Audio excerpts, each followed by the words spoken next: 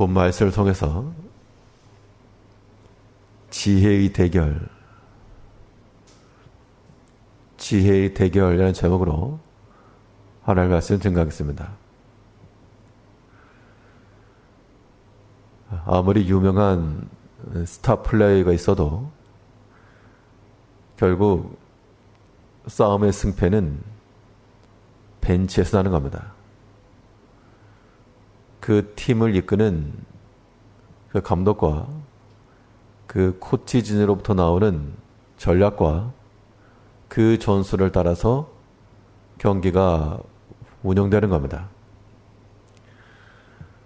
우리 신앙인의 삶이라고 하는 것은 눈에 보이는 실체인 우리의 육체와 눈에 보이지 않는 실체인 우리 영혼의 싸움이라고도 말할 수 있겠는데, 이러한 영육 싸움에 있어서의 승패는 결국 그 감독의 전략과 전술에 나오는 겁니다. 어떠한 지혜를 가지고 나가냐에 따라 육체가 이기기도 하고, 어떠한 지혜를 따르냐에 따라 우리의 영혼이 이기기도 합니다. 그러면 이 영육 싸움 가운데서 우리는 어떠한 지혜를 따라 어떠한 전략 가운데 거할 것인가? 이 영육 싸움을 각각 지배하는 그 지혜는 어떠한 지혜들인가? 오늘 본 말씀을 통해 살펴보시면 먼저는 이 사망의 지혜가 있습니다. 사망의 지혜. 사망이라고 하는 말과 지혜라고 하는 말 자체가 조금은 불일치하지만 그 지혜라고 하는 것이 결국 사망으로 인도에 들어갈 때 그것이 사망의 지혜입니다. 이 사망에 이르는 지혜는 사단의 전략입니다.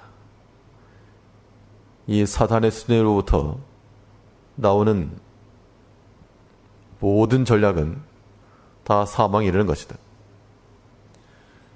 이 사망에 이르는 지혜의 실천적 행동 강령은 육체를 위하는 것이 있습니다.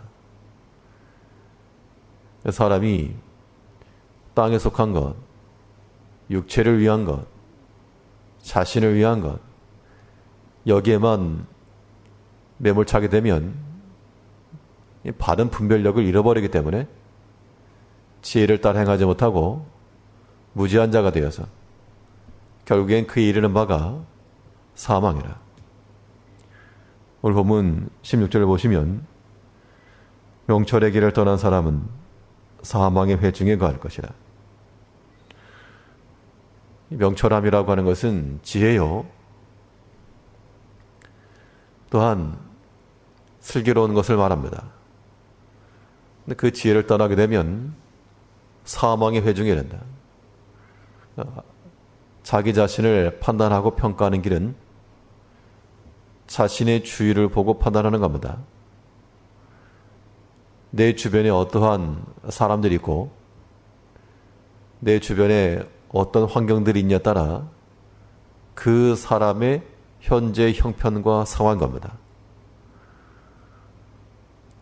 주변에 사망의 회중들이 모였다 그러면 자기 자신도 그 사망 가운데 들어가 있는 겁니다.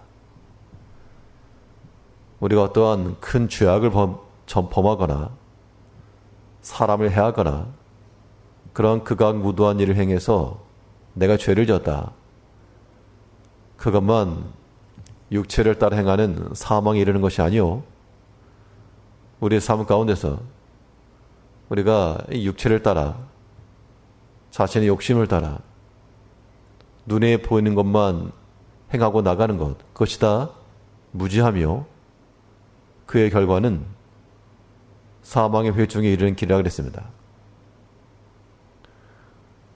그럼 이런 지혜와 싸워서 이기려면 우리 어떤 지혜를 따를 것인가? 사망의 지혜가 아닌 생명에 이르는 지혜가 필요한데요. 이 생명의 지혜라고 하는 것은 하나님의 전략인 겁니다. 어리석은 길을 가는 사람은 그 육에 속한 것, 땅에 속한 것을 향해 나아가다가 결국에는 사망의 회중 가운데 드는 것이요. 하나님의 전략을 따라 지혜를 따라 나가는 자들은 그 주변에 생명의 회중 가운데 들어가는 겁니다. 우리 주변을 가만히 생각해 볼 때 내 주변에 생명의 역사가 일어나고 있는가? 생명의 말들을 하는 사람들이 있는가? 이런 걸 살펴보셔야 됩니다.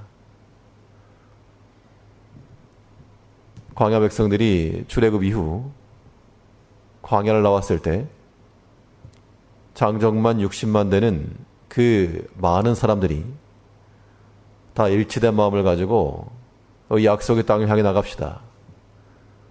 그렇게 한 것이 아니었고 모세와 같은 그 카리스마 넘치는 지도자의 지도를 따름에도 불구하고 거기에서 대적함이 있었고 장막에 모여 이 길이 아니다. 우리 다시 돌아갑시다. 그러한 모임들이 있었는데 그러면 이 믿음을 따라 약속을 따른 백성들에게 있어서는 그 주변에 우리 약속의 땅으로 올라갑시다. 이 광야길을 통해 하나님 의지하고 나아갑시다. 그런 사람들이 있었을 것이고 또 어떤 부류는 각각의 장막에 모여 서로 당을 짓고 모세를 대적하고 결국 그러한 사람들이 옆에 있다는 것은 자기 자신 또한 그 부류가 된다 그 이야기입니다. 우리는 사망의 지혜를 따라 나갈 자들이 아니요 생명의 지혜를 따라 결국 우리 주변에는 소망 가운데 나가는 사람이 많아야 되고 위로해 주는 사람들이 있어야 되고 또 권면하며 인내하며 사랑하는 사람들이 주변에 있어야 됩니다. 그래야 자기 자신이 사망 회중에 있는지 생명의 회중에 있는지를 분별할 수 있는 겁니다.